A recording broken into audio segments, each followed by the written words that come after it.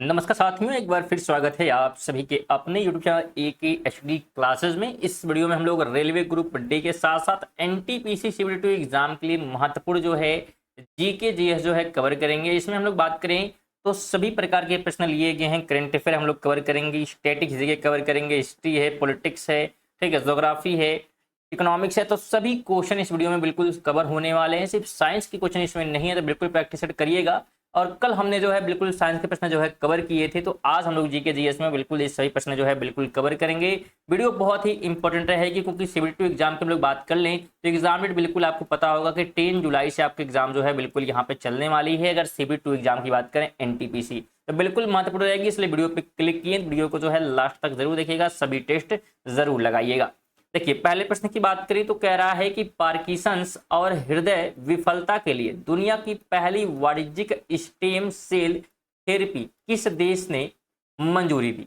तो इसकी जो है किसने मंजूरी दी है, जो कि पार्किंसंस और हृदय विफलता के लिए दुनिया की पहली ये वाणिज्यिक स्टेम सेल थेरेपी को मंजूरी यहाँ पे दी गई है। और ये मंजूरी देने वाला जो है बिल्कुल जापान है। तो ऑप्शन सी यहाँ पे राइट हो जाएगा।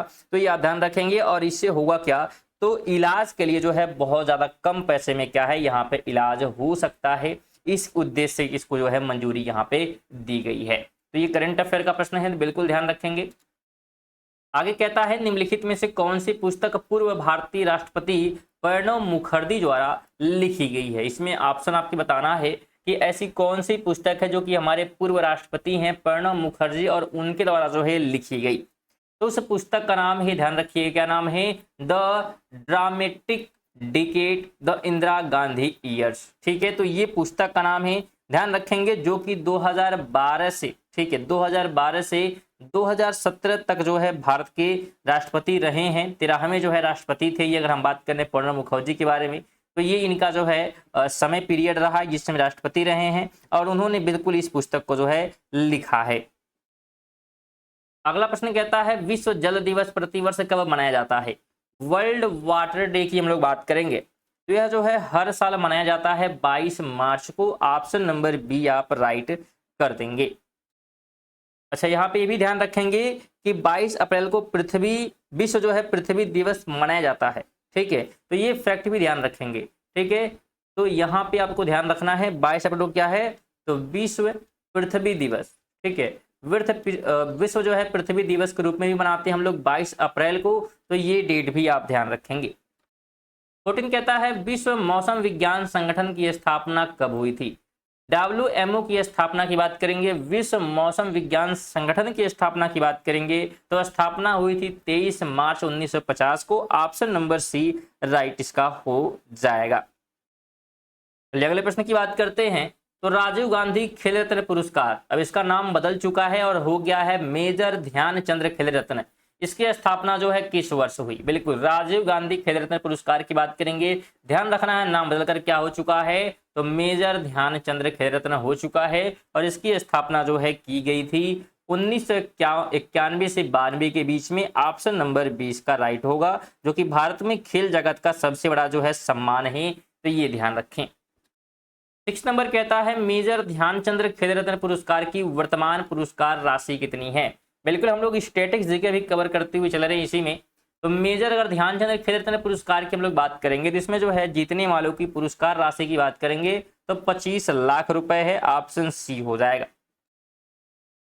आगे कहता है, सुकन्या समृद्धि खाता योजना के तहत एक वित्तीय वर्ष में न्यूनतम कितनी धनराशि जमा करनी आवश्यक है। सुकन्या समृद्धि खाता योजना के तहत, तो इसमें जो है आपको जो है लगभग बात करेंगे 250 रुपए क्या है यहाँ पे जमा करने हैं। ठीक है, एक वित्तीय वर्ष में। तो ऑप्शन नंबर डी आप राइट करेंगे। 8 कहता है, भारत सरकार से पद्मश्री पुरस्कार प्राप्त करने वाले पहले खिलाड़ी कौन है। जिन्हें सबसे पहले पद्मश्री पुरस्कार दिया गया, उस खिलाड़ी का नाम, तो उस खिलाड़ी का नाम बिल्कुल क्या है, तो उस खिलाड़ी के हम लोग नाम की बात करेंगे, ध्यान रखिएगा, बलवीर सिंह दोसांझ। ठीक है, दो सांझ हैं। ऑप्शन नंबर बी आप राइट करेंगे। इन्हें जो है पहली बार ये पुरस्कार जो है 1957 में दिया गया। कब दिया गया, 1957 में दिया गया। तो ये आप ध्यान रखेंगे। और ये जो है बिल्कुल हॉकी के खिलाड़ी हैं, ध्यान रखें किसके खिलाड़ी हैं, हॉकी के बिल्कुल ये प्लेयर हैं, खिलाड़ी हैं। 9 कहता है भारत रत्न पाने वाले पहले खिलाड़ी कौन है। यहां बात हुई है पद्मश्री पुरस्कार की और यहां बात हुई है भारत रत्न पाने वाले पहले खिलाड़ी का। तो उस खिलाड़ी का नाम है सचिन तेंदुलकर। क्या नाम है? सचिन तेंदुलकर। कब दिया गया? 2014 में दिया गया था। 3 नंबर कहता है मोहाली इंटरनेशनल हॉकी स्टेडियम का नया नाम किस खिलाड़ी के नाम पर रखा गया। तो जो मोहाली इंटरनेशनल हॉकी स्टेडियम है इसका नाम जो है बदल चुका है और नाम जो है बदलकर रखा गया है बलवीर सिंह सीनियर के जो है नाम पर यहाँ पे जो है कर दिया गया है। तो ये आप ध्यान रखेंगे, ऑप्शन नंबर ए आप राइट करेंगे। ठीक है, कब किया गया आपसे पूछ सकता है।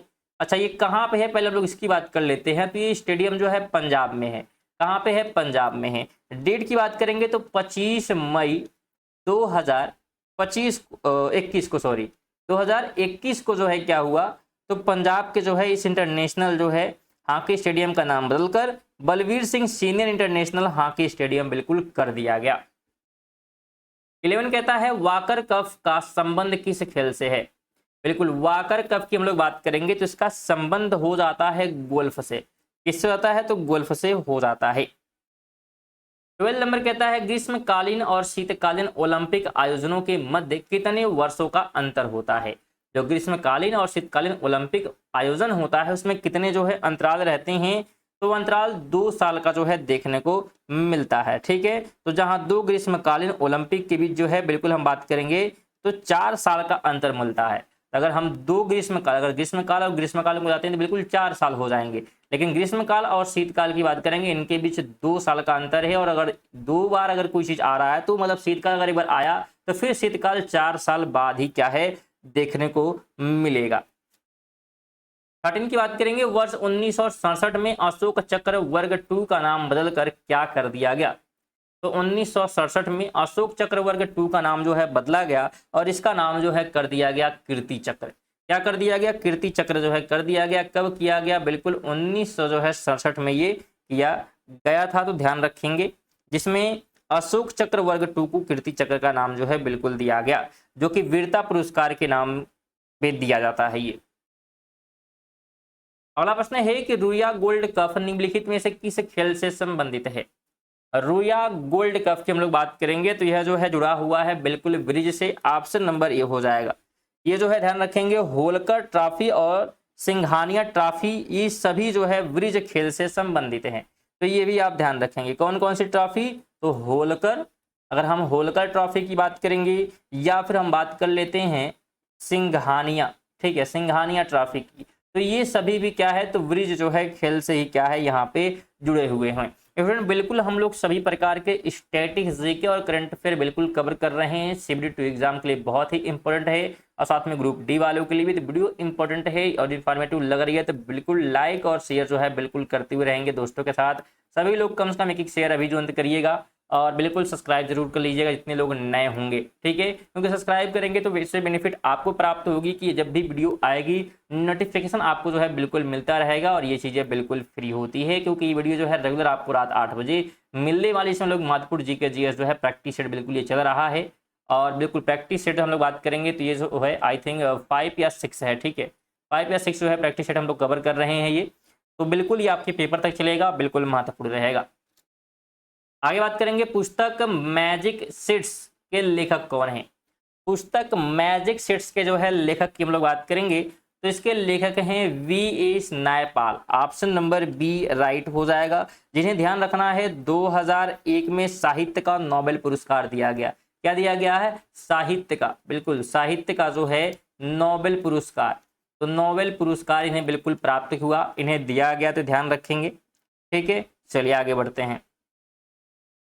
हालांकि इसमें भी थोड़ा सा कन्फ्यूजन रहता है, ठीक है, कभी कभी 2001 भी बोलता है, कभी कभी 2004 भी बोलता है, थोड़ा सा कन्फ्यूजन इसमें जो है रहता है, तो ये थोड़ा सा जो है एक प्रकार से कन्फ्लिक्टिंग प्रश्न जो है हो जाता है इसको लेकर। आगे हम लोग बात करेंगे तो एशिया का पहला साहित्य नोबेल पुरस्कार रविन्द्रनाथ टैगोर को उनकी किस जो है रचना के लिए दिया गया था। एशिया का पहला जो साहित्य नोबेल पुरस्कार है रविन्द्रनाथ टैगोर को उनकी किस जो है रचना के लिए दिया गया, तो ये दिया गया था गीतांजलि के लिए। तो पूछ सकता है गीतांजलि जो है किसकी रचना है, तो बिल्कुल रविन्द्रनाथ टैगोर की है। तो ये आपको पता तो होना ही चाहिए साथ में एशिया का पहला साहित्य नोबेल पुरस्कार किसे दिया गया, प्रश्न ऐसे भी पूछ सकता है, तो रविन्द्रनाथ टैगोर को यह पहला पुरस्कार दिया गया। 17 की बात करेंगे, किसने भारतीय संविधान की प्रस्तावना को संविधान का परिचय पत्र कहा है। बिल्कुल हमारे पॉलिटिक्स से प्रश्न शुरू हो चुके हैं, हमने कहा कि सभी प्रकार के प्रश्न बिल्कुल शामिल किए गए हैं, तो करंट अफेयर भी है, पॉलिटिक्स भी है, ज्योग्राफी भी है, हिस्ट्री भी है, सभी प्रश्न बिल्कुल हम लोग कवर कर रहे हैं और डेली बेसिस पे कवर कर रहे हैं। तो जो भी प्रश्न कुछ छूटते हैं अगले वीडियो में बिल्कुल कवर हो जाएंगे, बिल्कुल इतने प्रश्न तैयार आपकी कर दिए जाएंगे, बिल्कुल आप जो है पेपर को तोड़ फोड़ के आएंगे यहाँ पे। तो कह रहा है किसने जो है भारतीय संविधान की प्रस्तावना को संविधान का परिचय पत्र कहा, तो ये कहने का जो है काम किया है N.A. पालकीवाला ने। ऑप्शन नंबर सी बिल्कुल आप राइट कर देंगे। अगला प्रश्न कहता है मध्य प्रदेश में लोकसभा सीटों की कुल संख्या कितनी है। मध्य प्रदेश में लोकसभा की सीटों की कुल संख्या की बात करेंगे तो कुल जो है 29 सीटें हैं लोकसभा में। 19 नंबर कहता है भारतीय संविधान सभा के पहले अस्थायी अध्यक्ष कौन थे। भारतीय संविधान सभा के पहले जो है अस्थायी अध्यक्ष की हम लोग बात करेंगे तो उनका नाम डॉक्टर राजेंद्र प्रसाद है। ऑप्शन नंबर ए हो जाएगा। ध्यान रखना है 11 जो है दिसंबर को, कब की बात हो रही, बिल्कुल 11 दिसंबर 1946 को जो डॉक्टर राजेंद्र प्रसाद को बिल्कुल संविधान सभा का अस्थायी अध्यक्ष जो है चुना गया था। जबकि अगर हम लोग बात करेंगे सच्चिदानंद सिन्हा की, तो ठीक है ये क्या थे, तो इन्हें जो है अस्थायी जो है अध्यक्ष जो है बिल्कुल बनाया गया था और बाद में फिर इसके बाद इन्हीं को हटाकर फिर क्या है, तो डॉक्टर जो है राजेंद्र प्रसाद को अस्थायी जो है अध्यक्ष यहाँ पे बनाया गया।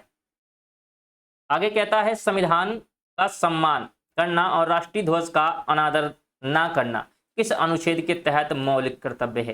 यानी संविधान का सम्मान करना और राष्ट्रीय ध्वज का अनादर ना करना ये किस अनुच्छेद के तहत जो है मौलिक कर्तव्य के अंतर्गत आता है, तो ये आता है आर्टिकल 51A के तहत। ऑप्शन बिल्कुल ए भी यहाँ भी राइट हो जाएगा। आगे बात करेंगे संविधान के जो है भाग 4A के अनुसार माता पिता का कर्तव्य है कि वे किस आयु के बच्चों को शिक्षा के अवसर प्रदान करें। यानी बिल्कुल पढ़ाना जो है अनिवार्य है किस एज तक के बच्चों को, तो ये जो है 6 से लेकर 14 वर्ष का अगर कोई बच्चा है तो ये माता पिता का कर्तव्य है कि उसे बिल्कुल एजुकेशन जो है देना ही देना है। और ये जो है पहले कर्तव्य में शामिल नहीं था, तो ध्यान रखेंगे 86वां जो है संशोधन किया गया संविधान में, जो कि किया गया था 2002 ईस्वी में। कब किया गया, 2002 में किया गया और इसी के तहत क्या है बिल्कुल इस मौलिक कर्तव्य को जोड़ा गया संविधान में। आगे कहता है विश्व व्यापार संगठन यानी कि WTO का मुख्यालय कहाँ स्थित है।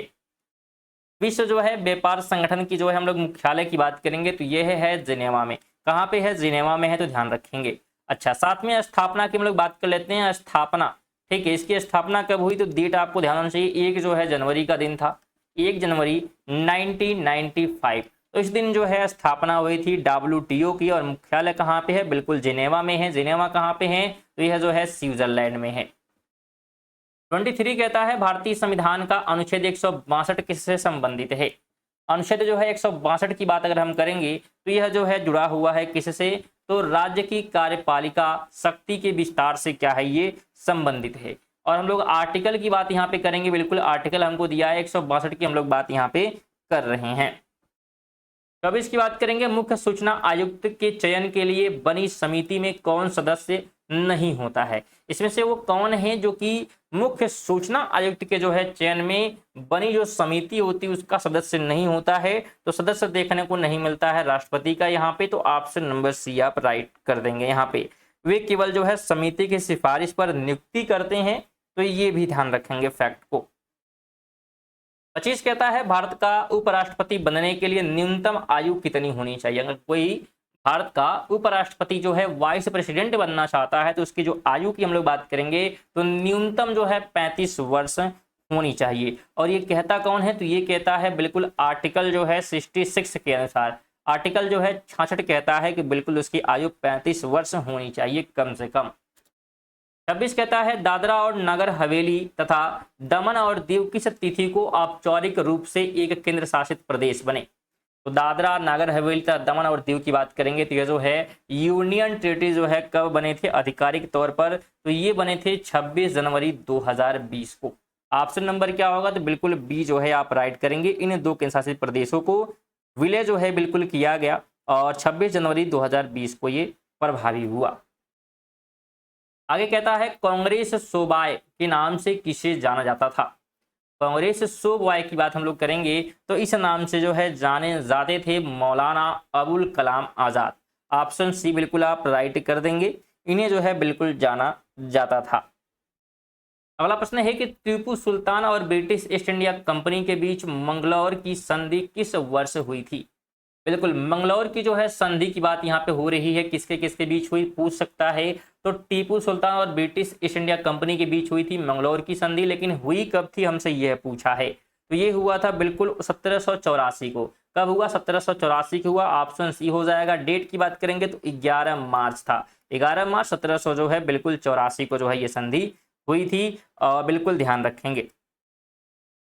और इसी संधि के साथ द्वितीय जो है आंग्ल मैसूर युद्ध का अंत भी हुआ था, तो ये भी ध्यान रखेंगे। कौन सा युद्ध चल रहा था? द्वितीय जो है आंग्ल मैसूर युद्ध। 29 की बात करेंगे, भारत छोड़ो आंदोलन यानी कि क्विट इंडिया मूवमेंट की शुरुआत कब हुई थी? तो भारत छोड़ो अगर आंदोलन की हम लोग शुरुआत की बात करें तो इसकी शुरुआत हुई थी 9 अगस्त 9 अगस्त नहीं 1942 होना चाहिए यहाँ पे ना, ठीक है 1900 क्या होना चाहिए? 42 होना चाहिए। तो 8 अगस्त यहाँ पे 8 अगस्त 1900 जो है 42 यहाँ पे होगा। तो बिल्कुल ऑप्शन नंबर ए आप राइट करेंगे। डेट क्या है? बिल्कुल 8 अगस्त जो है 1942 को बिल्कुल जो इसकी शुरुआत की गई। किसने किया था? तो गांधी जी द्वारा इसकी जो है शुरुआत की गई थी। शुरुआत किसने की? गांधी जी द्वारा जो है बिल्कुल शुरुआत की गई क्विट इंडिया मूवमेंट की। 30 की बात करेंगे, गौतम बुद्ध ने आत्मज्ञान कहाँ प्राप्त किया था? इनलाइटमेंट की हम लोग बात करेंगे तो गौतम बुद्ध द्वारा जो है प्राप्त किया गया था कहाँ पे? तो बोध गया में। ऑप्शन डी बिल्कुल राइट होगा। कहाँ पे है बोध गया? तो ध्यान रखेंगे बिहार में है। कहाँ पे है? तो बिहार में है, तो ये ध्यान रखें बिल्कुल। फ्रेंड बिल्कुल लाइक और शेयर जो है करते हुए रहिएगा सेशन को। कुल जो है बिल्कुल 40 प्रश्न है और बिल्कुल बने हुए रहें। शेयर जो है बिल्कुल करते रहें सेशन को और बिल्कुल सपोर्ट करें सब्सक्राइब करके। जितने लोग सब्सक्राइब नहीं किए बिल्कुल कर लें, क्योंकि सभी चीज़ें बिल्कुल फ्री होती हैं। आपके लिए चैनल भी महत्वपूर्ण है, क्योंकि आप डेली हमारे चैनल के माध्यम से सुबह 6 बजे करंट अफेयर भी पढ़ सकते हैं, जो कि ऑल एग्जाम के लिए इंपॉर्टेंट होती है। और जैसे यहाँ पे महत्वपूर्ण फैक्ट हम लोग देखते हुए चले रहे हैं, वैसे प्रत्येक प्रश्न से महत्वपूर्ण फैक्ट वहाँ भी हम लोग कवर करते हैं और 20 MCQ कवर किए जाते हैं, जिससे बाहर बिल्कुल वो एग्जाम में प्रश्न नहीं बनता है। वो प्रश्न ही हम लोग कवर करते हैं जो एग्जाम में बनते हैं, तो जरूर आप लोग उनको भी कवर करें। 31 की बात करेंगे तो 60वीं जो है ज्ञानपीठ पुरस्कार से किसे सम्मानित किया गया, जो कि 2025 की हम लोग बात करेंगे। तो ये पुरस्कार जो है किसे दिया गया? तो ये दिया गया आर वैरामुथु को। ऑप्शन नंबर बी आप राइट करेंगे, जो कि एक तमिल जो है लेखक हैं। क्या हैं? तो तमिल जो है लेखक हैं, तो ये इनके बारे में ध्यान रखना है। 32 की बात करें, उड़ीसा का पहला स्मार्ट विलेज बनने के लिए कौन सा गांव तैयार है? उड़ीसा का पहला स्मार्ट विलेज जो है बनने के लिए कौन सा गांव तैयार है? तो उसका नाम क्या है गांव का? तो गांव का नाम है कुसुनपुर। क्या नाम है? कुसुनपुर। ऑप्शन नंबर बी बिल्कुल आप राइट कर देंगे। और कहां पे है? उड़ीसा में है। अगला प्रश्न कहता है, संयुक्त राष्ट्र की रिपोर्ट के अनुसार 2027 में भारत की अनुमानित जीडीपी विकास दर क्या है? 2027 की बात की गई है, तो विकास दर यहाँ पे होने वाली है 6.6%। ऑप्शन नंबर बी बिल्कुल आप राइट करेंगे। यानी हमारा भारत जो है अगर देखा जाए तो जीडीपी के मामले में जो है बहुत आगे अभी जो है चल रहा है, विकास के मामले में बहुत आगे चल रहा है। आगे बात करेंगे तो मार्च 2026 में किस हवाई अड्डे को आधिकारिक तौर पर अंतरराष्ट्रीय हवाई अड्डा घोषित किया गया है? मार्च 2026 में किस हवाई अड्डे को आधिकारिक तौर पर जो है अंतर्राष्ट्रीय हवाई अड्डा घोषित किया गया? तो यह जो है घोषित किया गया है कहाँ का? बिल्कुल ध्यान रखेंगे, मदुरई एयरपोर्ट को। किसको? मदुरई को। और है कहाँ पे पूछ सकता है? तो तमिलनाडु में। कहाँ पे है? बिल्कुल तमिलनाडु में ये स्थित है मदुरई एयरपोर्ट, जो कि मार्च 2026 में बिल्कुल इसे क्या है? तो हवाई अड्डे की बात करेंगे जिसे अंतर्राष्ट्रीय हवाई अड्डा जो है बिल्कुल बना दिया गया है। आगे बात करेंगे 98वें एकेडमी अवार्ड में बेस्ट सपोर्टिंग एक्ट्रेस का पुरस्कार किसने जीता? ऑस्कर की बात यहाँ पे हो रही है। और ये कौन है? बेस्ट जो है सपोर्टिंग एक्टर, मतलब मेन रोल नहीं कर रहा है एक्टिंग का, सपोर्टिंग एक्टर का काम कर रहा है। और ये जो है जीता गया है एमी मैडगम के द्वारा। ऑप्शन नंबर बी बिल्कुल आप राइट कर देंगे। आगे हम लोग बात करते हैं, अच्छा यहाँ पे ध्यान रखिएगा कि क्यों इन्हें चुना गया, किस फिल्म के लिए चुना गया भी पूछ सकता है। तो एक्ट्रेस का नाम क्या है? तो एमी जो है मैडगम है, और उन्होंने जो बहुत अच्छा जो है रोल किया है किस मूवी में किया है? वेपन्स। ठीक है, तो वेपन्स जो यहाँ पे एक मूवी है, इसमें इन्होंने बहुत ही बढ़िया जो है परफॉर्मेंस किया और इसी के लिए इन्हें क्या है? ऑस्कर पुरस्कार दिया गया। अगला प्रश्न कहता है 11वीं रायसीना डायलॉग को के मुख्य अतिथि कौन थे? ग्राम में जो है रायसीना डायलॉग के मुख्य अतिथि की बात करेंगे 2026 की बात करें 2000 मार्च में जिसका आयोजन किया गया, तो ये रहे Alexander Stubb. Option number B right होगा। इनके बारे में बात करें तो यह जो है फिनलैंड के, कहाँ के, फिनलैंड के जो है बिल्कुल ध्यान रखिएगा राष्ट्रपति हैं। क्या हैं, फिनलैंड के राष्ट्रपति हैं जो कि उपस्थित रहे ग्राम में जो है रायसीना डायलॉग के मुख्य अतिथि के रूप में। अगला प्रश्न कहता है आगामी जनगणना 2027 के लिए 2 आधिकारिक शुभंकर क्या हैं। 2 आधिकारिक जो है शुभंकर की यहाँ पे हम लोग बात करेंगे, तो उसमें जो है पहला है प्रगति और दूसरा है विकास। ऑप्शन नंबर बी हो जाएगा। देखिए प्रगति की हम लोग बात करेंगे तो यह जो है महिला के लिए है, महिला शुभंकर है। वहीं विकास की हम लोग बात करेंगे तो यह जो है पुरुष शुभंकर है। तो ये फैक्ट भी ध्यान रखें क्योंकि अलग अलग भी आपसे पूछा जा सकता है कि 2027 के जनगणना के लिए पुरुष शुभंकर क्या है, तो विकास ध्यान रखना है। पूछे महिला शुभंकर क्या है, तो प्रगति है। 38 की बात करेंगे पृथ्वी आवर 2026 का विषय थीम क्या था। पृथ्वी आवर 2026 का विषय थीम क्या था, तो इसका जो है विषय अगर हम थीम की बात करेंगे तो थीम जो है रखा गया था पृथ्वी के लिए 1 घंटा दें, give an hours for the earth. तो ये जो है इसका थीम जो है निश्चित किया गया। ध्यान रखेंगे 28 मार्च को, ठीक है, 28 मार्च 2026 को जो है मनाया गया अर्थ आवर थीम, ठीक है, अर्थ आवर थीम के लिए जो है give an hour of the Earth थी, ठीक है, तो ये आप ध्यान रखें। अगला प्रश्न है प्रधानमंत्री मुद्रा योजना के तहत शिशु श्रेणी में कितनी ऋण राशि दी जाती है। तो प्रधानमंत्री अगर मुद्रा योजना की बात करेंगे तो जो शिशु श्रेणी की बात करेंगे तो इसमें जो है राशि प्रदान की जाती है 50,000 रुपए तक, ठीक है। तो ऑप्शन नंबर क्या करेंगे आप, बिल्कुल जो है ये यहाँ पे राइट कर देंगे, ठीक है। तो शिशु के लिए 50,000 है। वहीं हम लोग बात करेंगे तो जब किशोरावस्था तक ज़्यादा ज़्यादा जो है ये पूरी राशि बात करेंगे, किशोरावस्था में बात करेंगे, चलिए यहाँ लिख देते हैं किशोर होने पर, ठीक है, यानी उसकी आयु जो है बिल्कुल हम बात करें 18 और 12 के बीच में है, तो उस समय जो है ये 5 लाख तक हो सकता है। कहाँ तक हो सकता है, 5 लाख तक हो सकता है। वहीं बात करेंगे हम तरुण अवस्था में, ठीक है, तो तरुण अवस्था तक जो है ये 5 से लेकर जो है बिल्कुल 10 लाख तक हो सकता है। तो ये धनराशि बिल्कुल आवंटित की जाती है। 40 कहता है सेबी के नए पूर्वकालिक सदस्य के रूप में किसे नियुक्त किया गया। फुल टाइम मेंबर की बात करेंगे सेबी का, तो इसमें जो है नियुक्त किया गया केवी रमन्ना मूर्ति को। ऑप्शन नंबर क्या करेंगे, बिल्कुल बी यहाँ पे राइट कर देंगे। मार्च जो है 2026 में जो है बिल्कुल यहाँ पे नियुक्त किया गया इन्हें पूर्वकालिक सदस्य के रूप में, तो ये आप ध्यान रखें। तो ये थे आज के हमारे 40 महत्वपूर्ण जो है जीके जीएस प्रश्न। अगर आप टेस्ट दिए हैं तो कितने प्रश्न सही किए हैं कमेंट करें, या वीडियो आपको कैसी लगी कमेंट करके जरूर बताइएगा। साथ में सभी से एक बार फिर से निवेदन रहेगा लाइक करने का, शेयर करने का, कम से कम जाते समय शेयर कर दिएगा अगर शेयर आप नहीं किए हैं तो। और जितने लोग सब्सक्राइब नहीं किए तो सब्सक्राइब भी कर लेंगे रेगुलर नोटिफिकेशन पाने के लिए, क्योंकि डेली वीडियो आपको रात 8 बजे मिलने वाली है, जो कि ग्रुप डी के साथ साथ शिफ्ट 2 एग्जाम के लिए महत्वपूर्ण रहेगी। और हमने कहा ये चीज़ें फ्री हैं। साथ में बहुत सारे लोगों को पीडीएफ भी चाहिए होता है, तो पीडीएफ की हम लोग बात करें ये भी प्राप्त कर सकते हैं टेलीग्राम के माध्यम से। बिल्कुल एज इट इज आपको जो है पीडीएफ दिया जाएगा और टेलीग्राम से मिल सकता है। लिंक उसका डिस्क्रिप्शन में जाकर ज्वाइन करिएगा। और बिल्कुल घबराने की बात नहीं, टेलीग्राम का नाम सुन के ये भी फ्री है। साथ में आप व्हाट्सएप चैनल से भी जुड़ सकते हैं, जिसका लिंक डिस्क्रिप्शन में आपको देखने को मिल जाएगा। चलिए मिलते हैं अगली वीडियो तक के लिए। जय हिंद, वंदे मातरम।